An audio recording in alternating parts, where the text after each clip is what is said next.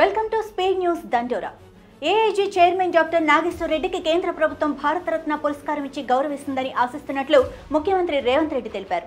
అందుకోసం తెలంగాణ సీఎంగా తన వంతు కృషి చేస్తానని చెప్పారు. బంజారా హిల్స్ లో ఏర్పాటు చేసిన ఏఐజీ ఆసుపత్రిని సీఎం రేవంత్ రెడ్డి ప్రారంభించారు. తెలంగాణ రాష్ట్రం హెల్త్ టూరిజం హబ్ గా మారిందని, దేశంలో తయారయ్యే బల్క్ డ్రగ్ లో 35% హైదరాబాద్ లోనే ఉత్పత్తి అవుతోందన్నారు. దాదాపు 66 దేశాల నుంచి వచ్చే రోగులకు వైద్య సేవలు అందించే స్థాయికి ఏఐజీ చేరుకోవడం మనందరికీ గర్వకారణమని, ఏఐజీ ఆసుపత్రి సేవలు ఇంకా విస్తరించాలన్నారు. తెలంగాణ ముఖ్యమంత్రి రేవంత్ రెడ్డిపై మాజీ మంత్రి బీఆర్ఎస్ ఎమ్మెల్యే హరీష్ రావు సంచలన వ్యాఖ్యలు చేశారు. బనకచర్లపై అసెంబ్లీలో చర్చకు తాము రెడీ, సీఎం రేవంత్ రెడ్డి సిద్ధమా అని సవాల్ విసిరారు. బనకచర్లపై అసెంబ్లీ వేదికగా సీఎం రేవంత్ రెడ్డిని నిలదీస్తామని అన్నారు. బుధవారం తెలంగాణ భవన్లో మీడియాతో మాట్లాడిన ఆయన అసెంబ్లీలో బనకచర్లపై చర్చ జరుగుతున్నప్పుడు తన మైక్ కట్ చేయకూడదని కోరారు. రేవంత్ రెడ్డి తెలంగాణ ఉద్యమ ద్రోహి, సీఎం హోదాలోనూ రేవంత్ రెడ్డి తెలంగాణకు అన్యాయం చేస్తున్నారని ఆరోపణలు చేశారు. అన్నమయ్య జిల్లా రాయచోటిలో ఉగ్ర కదలికలపై పోలీసులు ఆరా తీస్తున్నారు. రాయచోటి కొత్తపల్లిలో ఉగ్రవాదులు అబూబకర్ సిద్దికి, మహమ్మద్ అలీల్ను ఇంటెలిజెన్స్ బ్యూరో అధికారులు అరెస్టు చేయగా, ఇద్దరి నివాసాల్లో పోలీసులు, రెవెన్యూ అధికారులు సోదాలు చేసి పలు పుస్తకాలు, డాక్యుమెంట్లు స్వాధీనం చేసుకున్నారు. అనంతరం ఆ ఇళ్లకు తాళాలు వేసి పోలీస్ పికెట్ ఏర్పాటు చేశారు. అబూబకర్ సిద్దికి సోదరులతో ఎవరెవరికి సంబంధాలున్నాయన్న దానిపైన పోలీసులు ఆరా తీస్తున్నారు.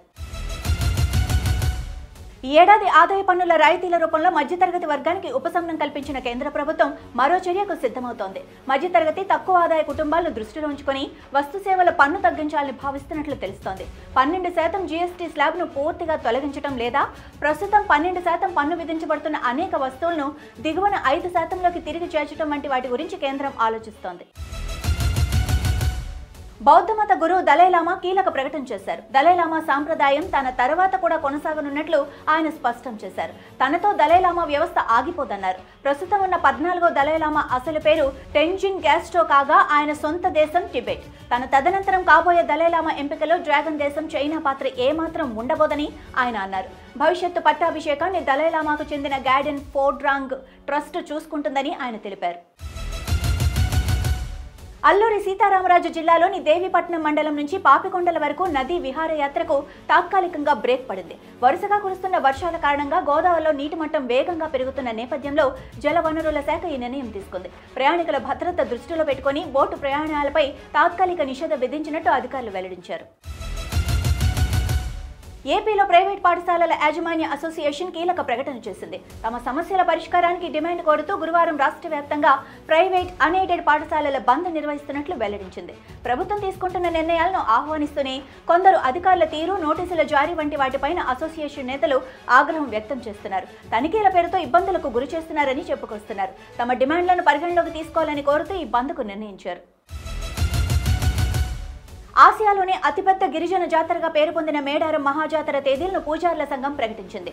వచ్చే ఏడాది జనవరి 28 నుంచి 31 వరకు జాతర జరగనుండగా 28న సారాలమ్మ, గోవిందరాజు, పడిగిద్దరాజు, 29న సమ్మక్క తల్లి చిలకలగుట్టు నుంచి గద్దలకు చేరుకుంటారు. 30న భక్తులు మొక్కులు చెల్లించుకుంటారని, 31న అమ్మవార్ల వనప్రవేశం ఉంటుందని ప్రకటనలో పేర్కొంది. ములుగు జిల్లాలోని తాడ్వాయి మండలం మేడారంలో ఈ జాతర జరగనుంది. పాసమైలారం ప్రమాదంలో ఎట్టకేలకు సిగాచి ఇండస్ట్రీస్ లిమిటెడ్ మేనేజ్మెంట్ స్పందించింది. మృతుల కుటుంబాలకు ₹1 ఎక్స్గ్రేషియా అందిస్తామని చెబుతూ ఒక ప్రకటన రిలీజ్ చేసింది.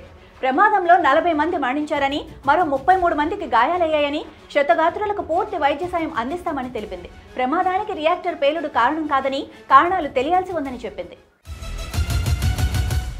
అమెరికాలో ట్రంప్ యంత్రాంగం తీసుకొచ్చిన వివాదాస్పద బిగ్ బ్యూటిఫుల్ బిల్లుకు సెనెట్లో తుది ఆమోదం లభించింది. పన్నుల కోత, ప్రభుత్వ వ్యయానికి సంబంధించి తీసుకొచ్చిన 1000 పేజీల ఈ బిల్లుపై సెనెట్లో సుదీర్ఘ చర్చ జరిగింది. అనంతరం ఓటింగ్ నిర్వహించగా బిల్లుకు అనుకూలంగా 50 ఓట్లు, వ్యతిరేకంగా 50 ఓట్లు వచ్చాయి. చివరికి ఉపాధ్యక్షుడు జేడీ వాన్స్ టై బ్రేకర్గా మారి బిల్లుకు అనుకూలంగా ఓటు వేయడంతో సెనెట్లో ఈ బిల్లు గట్టెక్కింది. 51-50 ఓట్లతో ఆమోదం లభించింది. హైదరాబాద్ శంషాబాద్ విమానాశ్రయంలో ల్యాండ్ కావాల్సిన పలు విమానాలను అధికారులు గత సాయంత్రం నుంచి దారి మళ్లించారు. విమానాశ్రయం పరిసరాల్లో వాతావరణం అనుకూలించకపోవడం వల్లే ఈ నిర్ణయం తీసుకుంటున్నట్లు అధికారులు తెలిపారు. కాగా బుధవారం ఉదయం పరిస్థితి అనుకూలించడంతో తిరిగి విమానాలు శంషాబాద్కు రాగా కార్యకలాపాలు యథావిధిగా కొనసాగుతున్నాయని అధికారులు వివరించారు. దేశవ్యాప్తంగా ప్రయాణాల కోసం ఎక్కువగా వినియోగించబడే క్యాబ్ సర్వీసులపై కేంద్ర ప్రభుత్వం తాజా నిర్ణయం తీసుకుంది. డిమాండ్కు అనుగుణంగా క్యాబ్ రైడ్ ఛార్జీల్లో మార్పులకు అనుమతిచ్చింది. ముఖ్యంగా పీక్ అవర్స్ లో క్యాబ్ ఛార్జీలు పెంచుకోవచ్చని, అలాగే రద్దీ తక్కువగా ఉండే సమయంలో ఛార్జీలు తగ్గించవచ్చని స్పష్టమైన మార్గదర్శకాలను ప్రకటించింది. కొత్త నిబంధనల ప్రకారం ఆఫ్ పీక్ రద్దీ తక్కువగా ఉన్న సమయంలో బేస్ ఛార్జ్ కన్నా 50% తక్కువగా ఉండాలని, అలానే పీక్ అవర్స్ లో ఈ మొత్తాన్ని 200% వరకు అనగా రెట్టింపు చేసుకునేందుకు అనుమతించింది. సుప్రీంకోర్టులో గన్నవరం మాజీ ఎమ్మెల్యే వైసీపీ నేత వల్లభనేని వంశీకి ఊరట లభించింది. మైనింగ్ కేసులో వల్లభనేని వంశీ ముందస్తు బెయిల్ రద్దు చేయాలని న్యాయస్థానాన్ని ఏపీ ప్రభుత్వం కోరగా బుధవారం విచారించిన ధర్మాసనం మైనింగ్ వాల్యుయేషన్ పై నివేదిక ఇచ్చిన తర్వాత చూస్తామని తెలిపింది. సీల్డ్ కవర్లో కోర్టుకు నివేదిక ఇవ్వాలని ధర్మాసనం కోరింది. తమ వాదన వినకుండా బెయిల్ ఇచ్చారని ప్రభుత్వం తరపు న్యాయవాది సిద్ధార్థ లూత్రా సుప్రీంకోర్టుకు తెలిపారు. 195 కోట్ల రూపాయల అక్రమ మైనింగ్ జరిగిందని న్యాయవాది గుర్తు చేశారు. సీల్డ్ కవర్లో నివేదిక ఇస్తామని న్యాయవాది నివేదించారు. దీంతో తదుపరి విచారణ ఈ నెల 16కు న్యాయస్థానం వాయిదా వేస్తుంది. ఇవి ఈనాటి స్పీడ్ న్యూస్ దండోరా. చూస్తూనే ఉండండి అభినవ్ భారత్.